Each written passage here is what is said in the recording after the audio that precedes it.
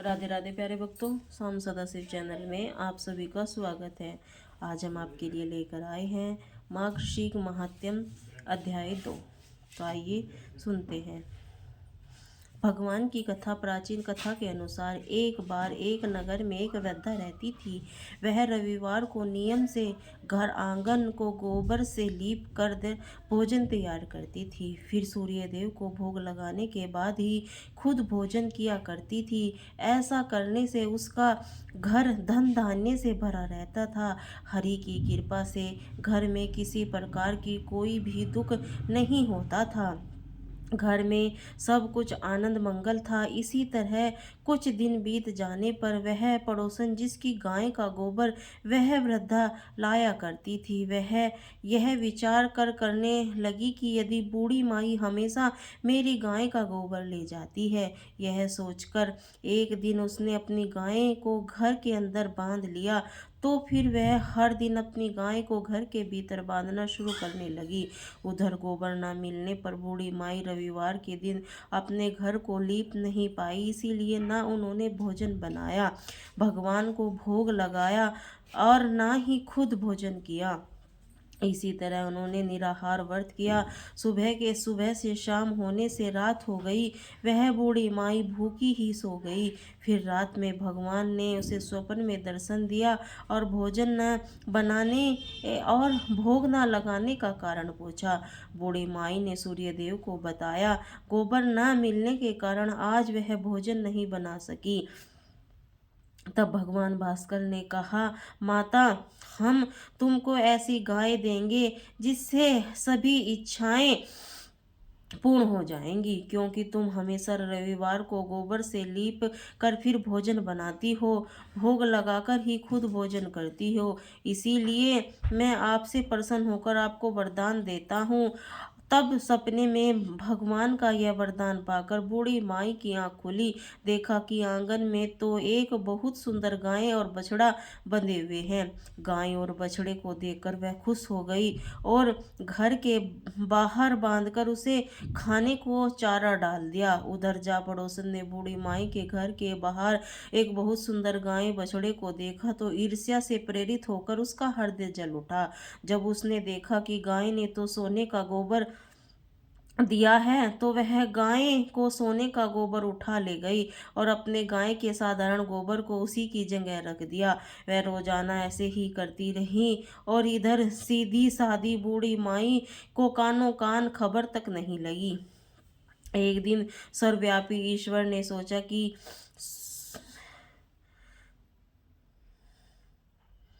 पड़ोसन की जगह से वृद्ध ठगी जा रही है। एक शाम उन्होंने अपनी माया से बड़े जोर से आंधी के डर से वृद्धा ने अपनी गाय को घर के भीतर बांध दिया। गाय ने गोबर दिया तो वह हैरान रह गई। फिर तो वह रोजाना अपनी गाय को घर के भीतर ही बांधने लगी। उधर पड़ोसन ने देखा कि जो घर के अंदर अंदर बंधने लगी है, वह सोने का गोबर उठाने में कामयाब नहीं हो पा रही, तो कुछ उपाय न देकर वह एक दिन पड़ोसन ने राजा के महल में जाकर सारी बात बता दी।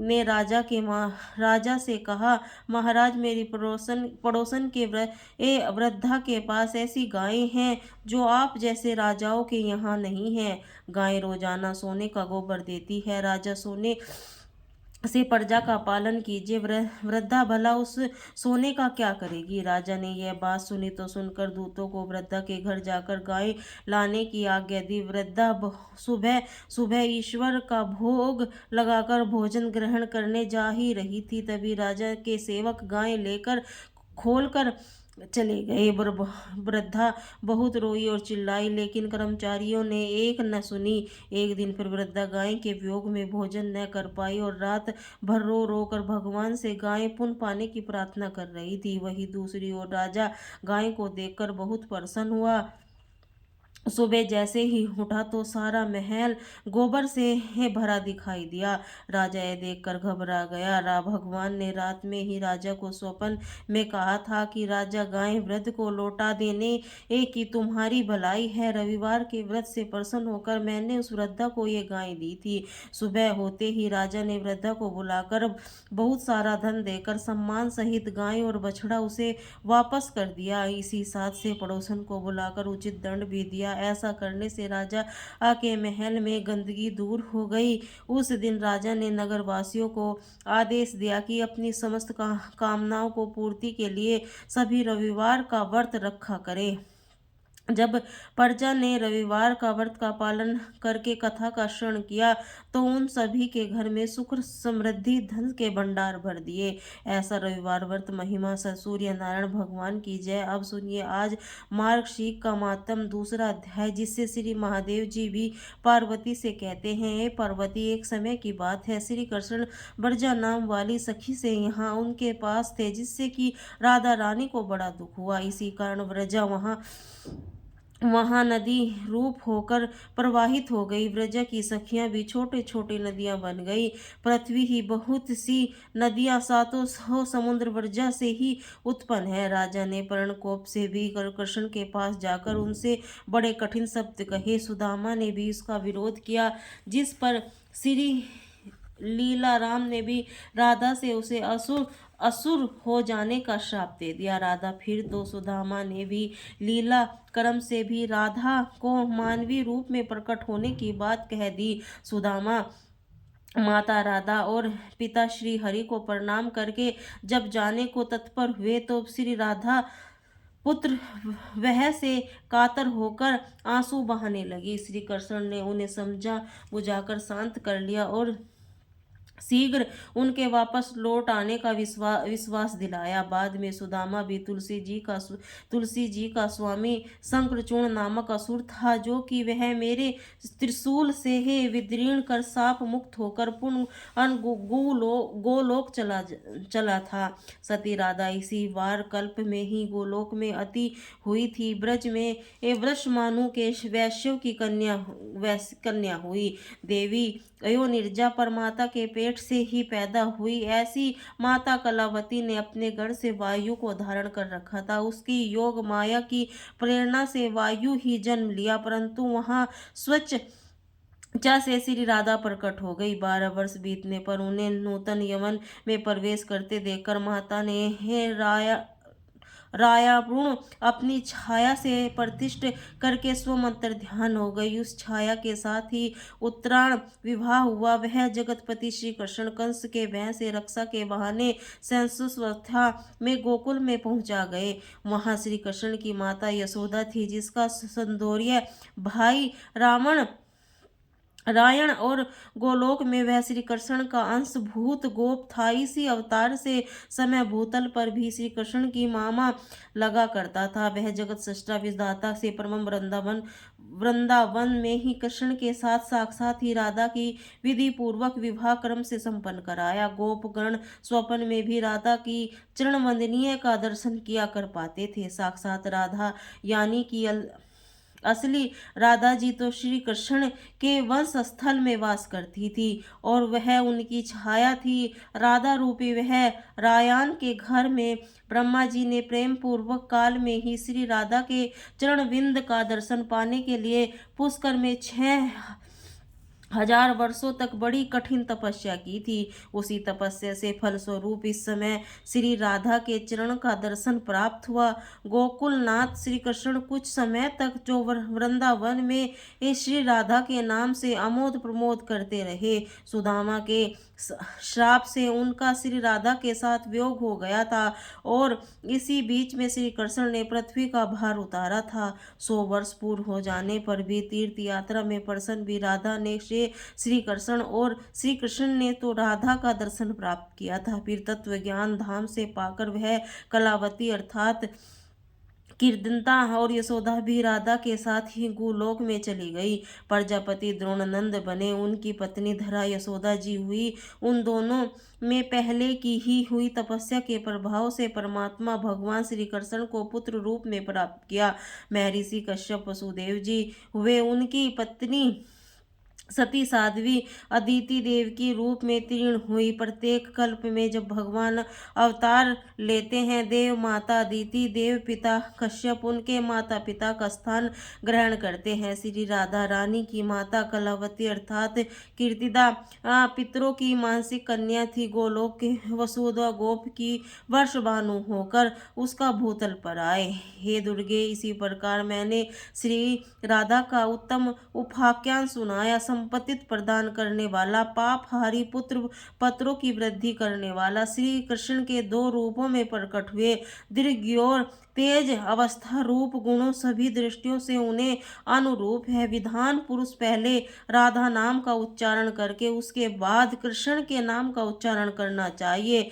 अगर इस क्रम का उल्टन फेर कर दिया जाए, अर्थात राधा कृष्ण कहने के बजाय कृष्ण राधा कह दिया जाए, तो उस पाप का भागी होता है। उसे सेम नहीं। कार्तिक की पूर्णिमा को गोलोक के रास मंडल में श्री कृष्ण राधा जी का पूजन किया और तत्संबंधी उत्सव रचाया था। उत्तर रत्नों की गठिता का राधा कवच रखकर गोपों सहित श्री हरि ने उसे अपने कंठ और दाहिनी बांह को धारण कर भक्ति भाव से उसका ध्यान कर स्तुति पर भी मधुसूदन ने राधा को शराब हुए तांबूल अर्थात पान को लेकर स्वयं राधा जी श्री राधा ने श्री कृष्ण की पूजिया। श्री और कृष्ण के साथ पूजनीय और दोनों एक दूसरे के इष्ट देवता हैं। इससे भेदभाव करने वाला पुरुष नरक में जाता है। श्री कृष्ण के बाद धर्म से ब्रह्मा जी ने, मैं तो अंत में ही वसुकी ने और सूर्य चंद्रमा ने श्री राधा का पूजन किया। देवराज इंद्र, रुद्र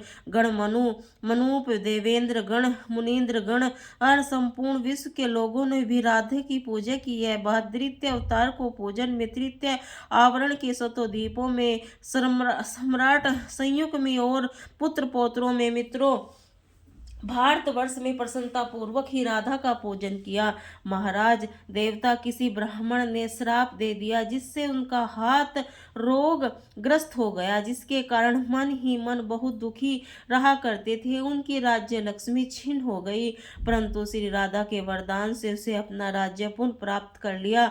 ब्रह्मा जी के द्वारा दी हुई श्रोत में परमेश्वर राधा की स्तुति करने राजा ने अपने अभेद कवच को कंठ के बाहर धारण किया और पुष्कर तीर्थ में 100 वर्षों तक ध्यान पूर्वक उसकी पूजा की। अंत में महाराज रतम विमान पर सवार होकर गोलोक धाम चले गए। देवी को सारा प्रसंग मैंने तुम्हें कह सुनाया, अब और क्या सुनना चाहती हो? अब देवी पार्वती कहने लगी, हे प्रभु, राजा सूर्य कौन थे? किस वंश में उसका जन्म हुआ था? उसने ब्राह्मण का श्राप कैसे प्राप्त हुआ और किस तरह से श्री राधा जी को भी प्राप्त कर सके, जो कृष्ण की पत्नी है? साक्षात श्री कृष्ण ने जिनका पूजन किया है, उन्हें परमेश्वर श्री राधा की सेवा का सौभाग्य एक मलमूत्र धारी मनुष्य को कैसे मिल सकता है, जिसके चरणारविंद की रज को पाने के लिए ब्रह्मा जी ने पूर्व काल में पुष्कर तीर्थ के भीतर 6000 वर्षों तक बड़ी कठिन तपस्या की थी, और जिसकी दर्शन पान का आपके लिए अत्यंत कठिन है। उसी पुरातन महालक्ष्मी श्री राधा देवी का दर्शन राजा सूर्य ने कैसे किया? वे मन की दृष्टि पथ में कैसे आई? तीनों लोकों की सृष्टा ब्रह्मा की राजा सूर्य यज्ञ को श्रवण कवच किया। इसी प्रकार उनके ध्यान, पूजन और श्रोत का उपदेश कैसे दिया? महादेव, यह तो बताने की कृपा कीजिए। तब श्री महादेव जी बोले, हे देवी, 14 मनु में जो सबसे प्रथम है उन्हें स्वयंभू मनु कहते हैं। वे ब्रह्मा जी के पुत्र तपस्वी हो गए हैं। उन्हें शतरूपा से विवाह किया था। मनु और शतरूपा के पुत्र उत्पाद और उत्पाद के पुत्र केवल ध्रुव ही हैं। गिरिजी राज नंदिनी ध्रुव की कीर्ति तीनों लोकों में विख्यात है। ध्रुव के पुत्र उत्काल हुए, जो भगवान नारायण के अंत भक्त थे। उन्होंने पुष्कर तीर्थ में 1000 राजसूइयां तथा उस यज्ञ के सारे पात्र रत्नों से बने। वे राजा की बड़ी प्रसन्नता के भाव से सभी पात्र ब्राह्मणों को दान कर दिए। यदादि महादेव में राजा के बहुमूल्य वस्त्रों को सहस्त्र राशियां तेज पुंज से प्रकाशित